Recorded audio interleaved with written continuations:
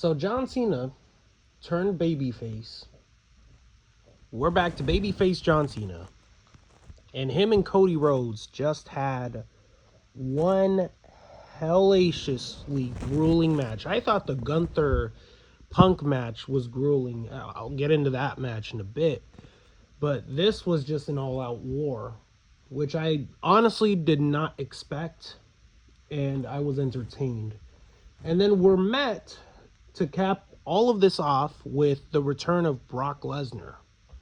So, let's dive into each thing individually and in order. So, first we get the John Cena babyface turn, which means the John Cena heel turn. The experiment is over, and I know a lot of people were thinking that it was a swerve, and obviously that didn't happen. But let me tell you why it was the right move to turn John Cena babyface on SmackDown, however rushed as it was. Because I initially thought it was just to set up a Cody Rhodes heel turn, which would have been a good move too, but seeing now that Brock Lesnar came back, now I see why they didn't do a double turn. So, John Cena does not have a lot of time left. And even on commentary, they mentioned there's about 4 months left of his run. So, sure, it was kind of a rushed return to babyface, but it was kind of needed. And honestly, that's really all you need to put John Cena back, right? Especially in a short amount of time that they have.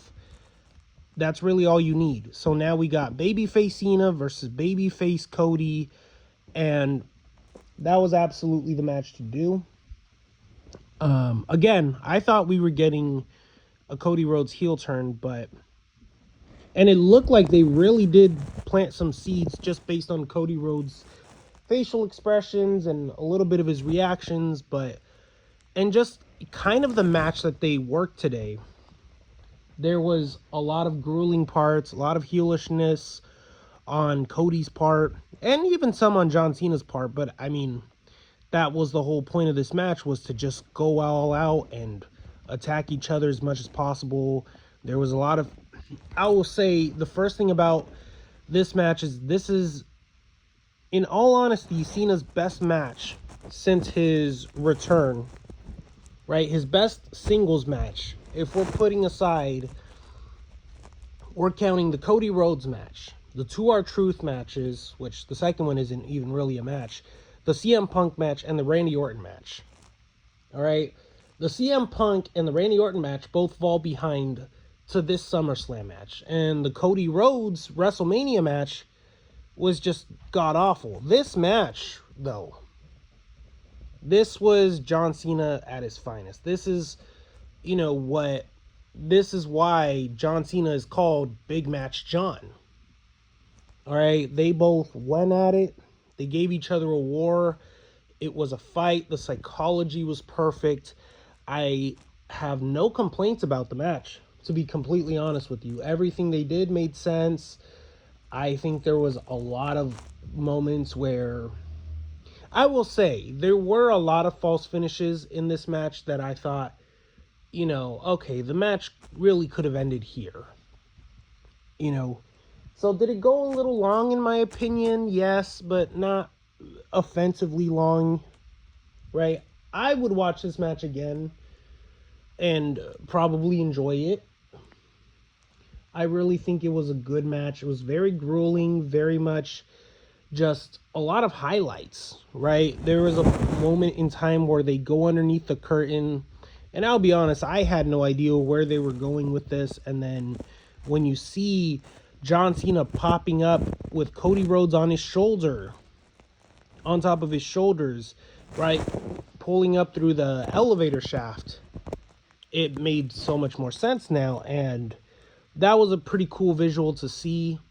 I think at a lot of points, I was very surprised. They did drag it out. I thought the reason for that was so that somebody would come out and interfere, but no, it was legitimately just a long, brawled out fight. And you know what?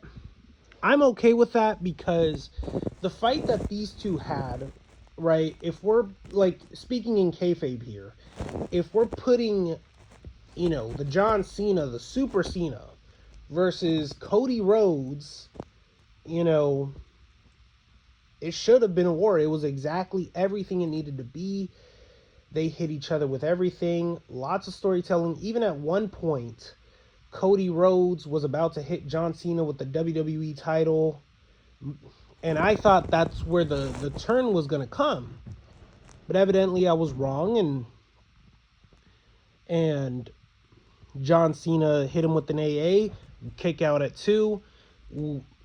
There were several instances where we had finally the finish where John Cena sets up the table for an avalanche AA.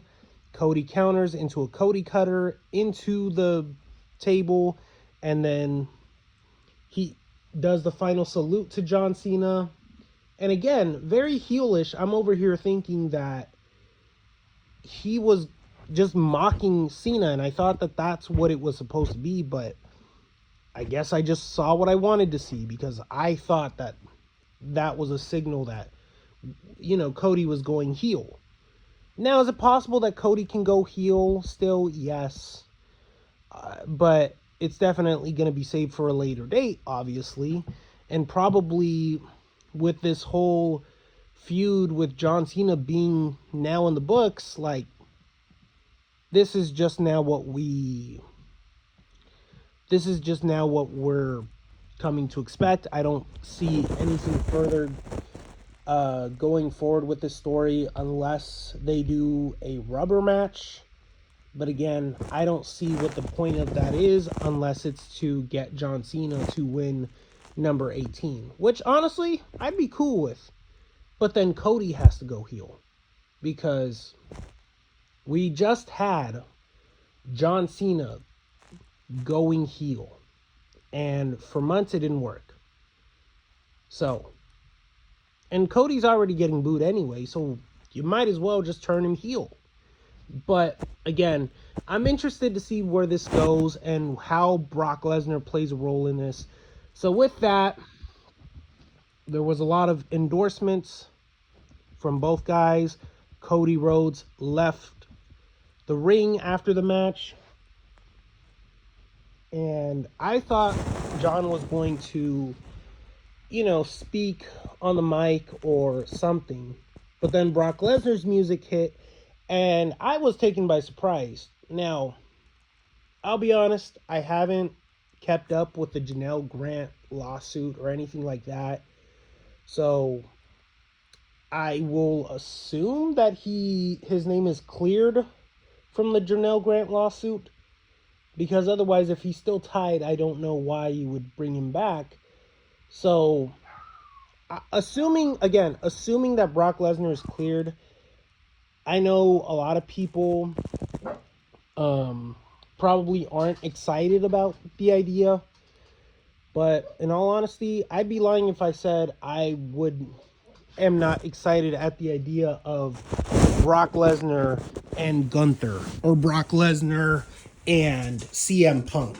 So overall, those are my thoughts, and I think that this was a great main event and easily John's best match since his retirement run.